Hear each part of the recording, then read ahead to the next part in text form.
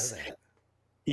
Yeah. It goes, L. Ron Hubbard and Jack Parsons, man, it's like insane. So that even goes on to, so the band Led Zeppelin, which there's a reason why their music is so legit. Like I'm always like, man, Led Zeppelin goes hard, man. Like they're super cool. Well, Led Zeppelin actually bought Aleister Crowley's house so that they could channel. And they said all their songs, they would produce an album in one evening through automatic writing. And they actually bought Aleister Crowley's house so they could channel through these guys, which was L. Ron Hubbard and Jack Parsons and Warner von Braun.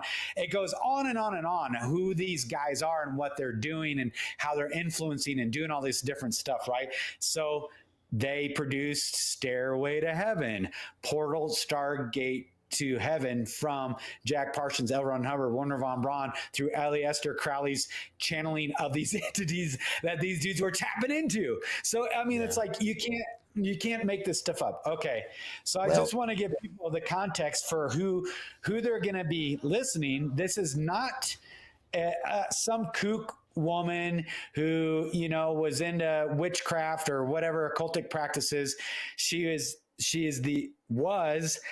the assistant of Warner von Braun up to his death at the later end of his life. And this is what she has to say, that Warner von Braun, remember one of the founders of Jet Propulsion Laboratory and NASA and our advanced space-based programs in the United States of America, this is what he said. Yeah. I mean, you're not wrong.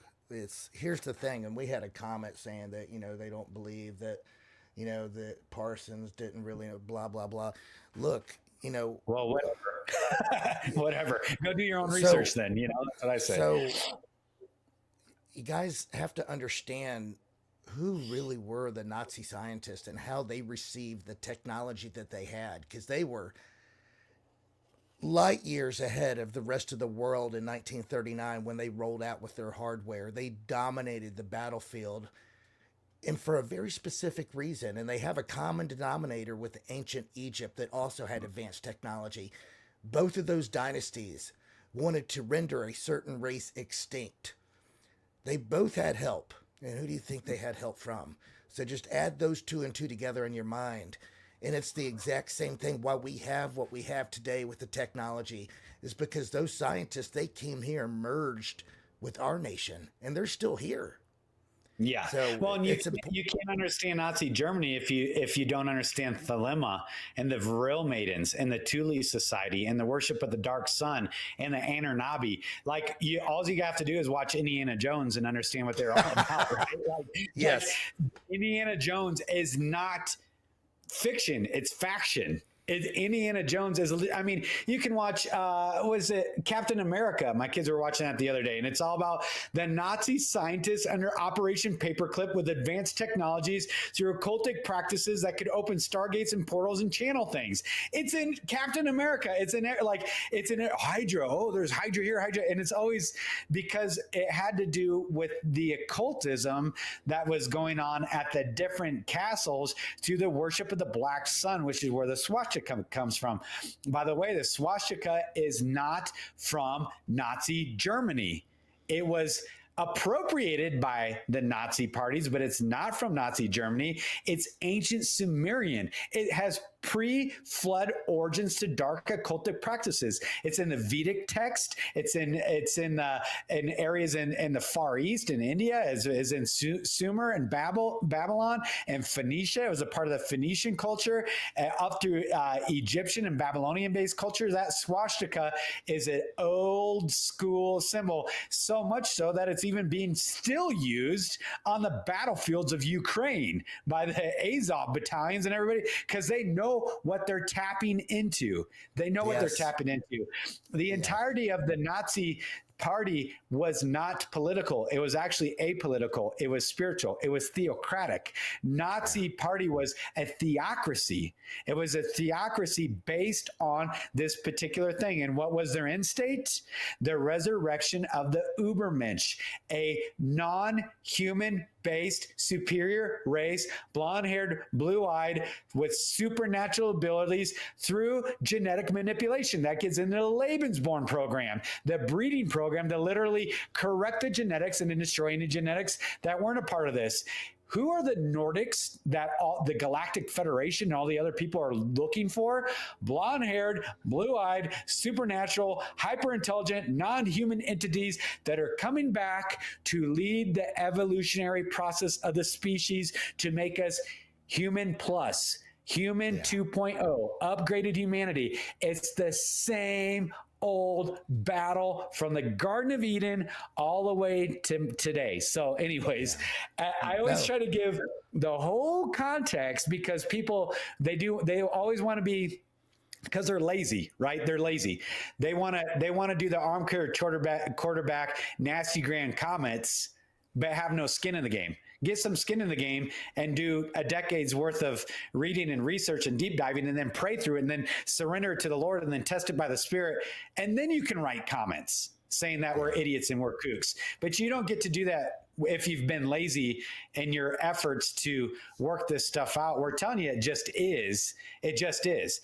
That's why the great deception is going to come about, because there's no truth in the land and it lays dead in the streets. That's why Israel was overrun, because truth lay dead in the streets. It was nowhere to be found. And that's why God's people in this generation are going to be destroyed. My people are destroyed for lack of knowledge. And because he rejected knowledge, God says, I will reject you from being my priest. Well, we're called a royal priesthood, a holy nation, a chosen people, a people all of his own. Yet he says, if you're not willing to walk in the light and walk in the truth, well, I'll reject you from being my priest. There's just no way around it. It's just what the Lord says, Yeah. Interesting that you mentioned that about the swastika, because, I'll segue just for a second. For 20 years, I filmed high-end Indian weddings, and the Indians worship a set of gods that most people don't realize that are the fallen angel offspring. And on every article of clothing and their flags and everything, the Hindus have the swastika. And it's just so interesting how it ties right back to the pre-flood era, because their gods, their demigods that they worship, are a direct result of the fallen angel's genetic mutation. So it all circles right back. And what is the chief iconography and deity, ruling deity over CERN? It's the Hindu god of destruction. It's a Hindu god. Yep. It's Shiva, the Hindu goddess of destruction. And who is Kamala Harris? Kamala, middle name Harris. She's Hindu. A Hindu goddess of destruction and the destroyer of worlds. And it's like, what's the etymology of Columbia? The District of Columbia. And the Statue of Columbia. It's not it's the Statue of Columbia. Isis, Semiramis, Astarte, Astaroth, Inanna. It's all in plain sight. It's just nobody cares, man. And nobody cares. And yet they're like, hey, this is what we're going to do, and this is how we're going to do it. And we go, no, come on. They wouldn't do that. And it's like, really? Okay, well, listen to what Warner von Braun's personal secretary had to say would be their last great act. They're all the chips on the table, what their last move was going to be just prior to the end of it all. Yeah, it's interesting that you brought that up about the swastika, because the Hindu religion is one of the oldest religions on the planet. It really ties right back into the fallen angels. If you look into their gods, there were animal heads on human bodies and stuff of that nature. It's just all hybrids and all nefarious hybrids. And what was at the center stage of the ancient Indian empires, through the Vedic text and the Sanskrit, the Vimana, a disc-shaped flying craft, anti-gravitic propulsion that the rulers of India, which were way larger than all the rest of the human beings around them, would literally conduct aerial combat and aerial battles. It's all throughout the Vedic texts. It's in their frescoes. It's in their paintings. It's in their textiles. They show the Vimana, the anti-gravitic-based disc-shaped craft, ruling and reigning over the masses through this hyper advanced technology. We're talking thousands of years ago. And again, and what did the Nazis create? in the late 20s into the early 30s. Oh, that's right. The Nazi bell, an ancient, disc-shaped, highly advanced technology that nobody could understand. Nuclear fission, nuclear fusion, rocketry program. Within a matter of years, through the channeling of the dark arts, they were able to do these things. So what's the U.S. do when we figure out that we are about ready to be obliterated because the Nazis were hundreds of years more advanced than what we were? We didn't charge them with war crimes.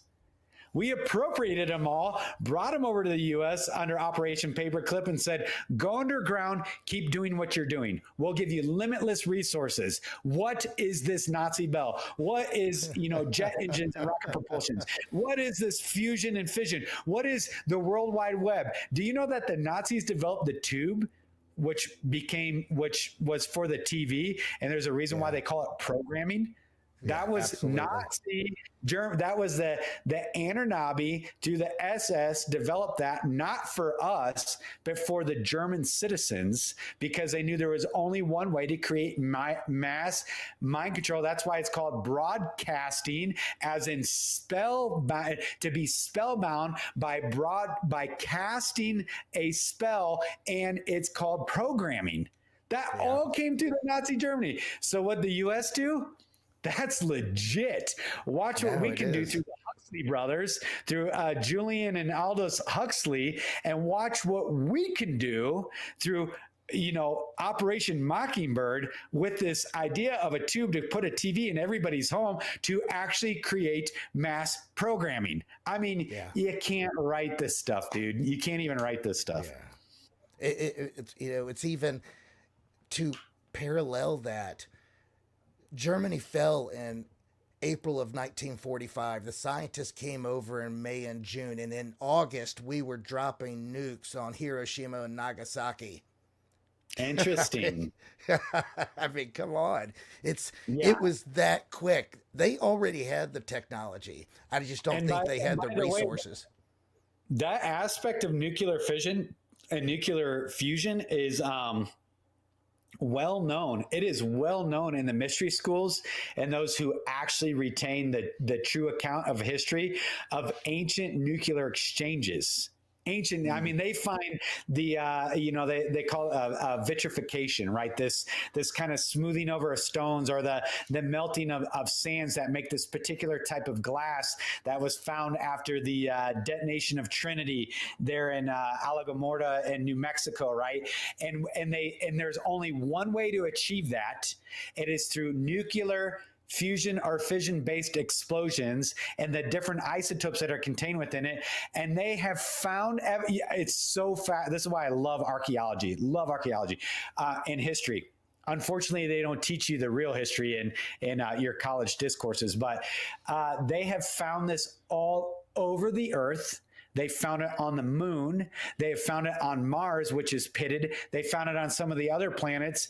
And they're what the mystery schools teach, even in the higher ranks of Freemasonry, is the ancient cosmic battle between these supernatural beings that were made were forced to make war against one another, and they had these nuclear weapon exchanges, even planetary-based nuclear weapon exchanges. Well, that's interesting. Again, First Enoch alludes to that, how God's judgment on the rebel angels was to make their offspring go to war against each other, and they would have to sit and watch the progeny destroy one another. There's a reason why there's an asteroid belt. There's a reason why all these planets are pitted with these giant craters all over them. And it's not just on these different planetary bodies that they find them. It's all over the earth in the different sediment layers where they're like, oh my goodness, there was nuclear exchanges back in the day. So when we fast forward to, the early 30s, and this rediscovery of the physics and the mathematics and the molecular structure-based things of breaking apart or fusing together different atoms, to the rediscovery of both fission and fusion based detonations, these high energy yield detonations. They say we didn't discover it was not new technology. It was the reimplementation of ancient technology that got wiped out with a cataclysmic deluge that they want to attach to the Younger Dryas event. But every culture in the world has an accounting of a great, all-powerful God judging the entire earth with a great deluge because of the advanced wickedness of technologies that were being used to destroy one another. That you can't get away from history. You can't get away from it. It just is, you know. So anyways, and it proves the Bible when you really dig into the science and the history of always things. proves the Bible. It proves the Bible to the T. I'm going to play this video real quick, and I'll be. The strategy that Wernher von Braun taught me was that first the Russians are going to consider to be the enemy. In fact, when I met him in '74, they were the enemy, the identified enemy. We were told that they had killer satellites. We were told that they were coming to get us and control us, the dirty commies, that whole story. First, the Russians were the enemy against whom we're going to build space-based weapons. Then terrorists would be identified, and that was soon to follow. We heard a lot about terrorism. Then we were going to identify third world country crazies. We now call them nations of concern. But he said that would be the third enemy against whom we would be needing to build space-based weapons. And the next enemy was asteroids. Now, at this point, he kind of chuckled the first time he said it. Asteroids, against asteroids, we're going to build space-based weapons. So it was funny then. And the funniest one of all was against what he called aliens, extraterrestrials. That would be the final card. And over and over and over, during the 4 years that I knew him and was giving his speeches for him, he would bring up that last card. And remember, Carol, the last card is the alien card. We're going to have to build space-based weapons against aliens. And all of it, he said, is a lie. He didn't mention a timeline, but he said that it was going to be speeding up faster than anybody could possibly imagine. That the effort to put weapons in space was not only based on a lie, but would accelerate past the point of people even understanding it until it was already up there and too late.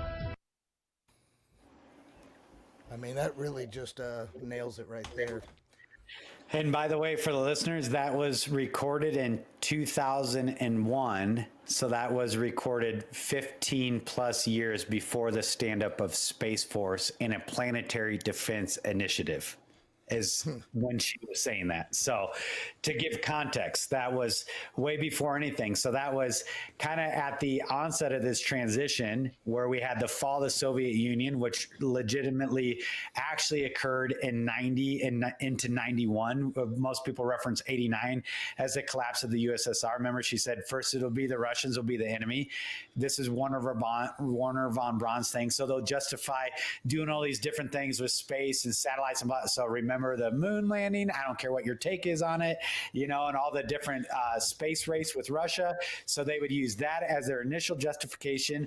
Then we would roll into terrorism, which she was recording this in 2021. Before 9/11 happened, everything pivoted, and it was all about the great threat of the boogeyman of Islam, right, and radical Islam. Then it would move into third world country-based threats, which that now we have Houthis and Hamas and Hezbollah. They're non-state actors. They're third world country-based third state actors, non-state actors, for lack of a better word. And then it would be asteroids. And then the last thing would be the alien card. This is Wernher von Braun. I gave you all the context for who he was and what he knew and understood. That the last card would to be played would be the alien card, and it would all be a lie. Wernher von Braun was nowhere close to a believer in Jesus Christ, had no biblical worldview whatsoever, and yet he's speaking through the perspective of exactly what's already been laid out in Scripture by the Spirit of Christ, which is the spirit of prophecy. So it's a big deal.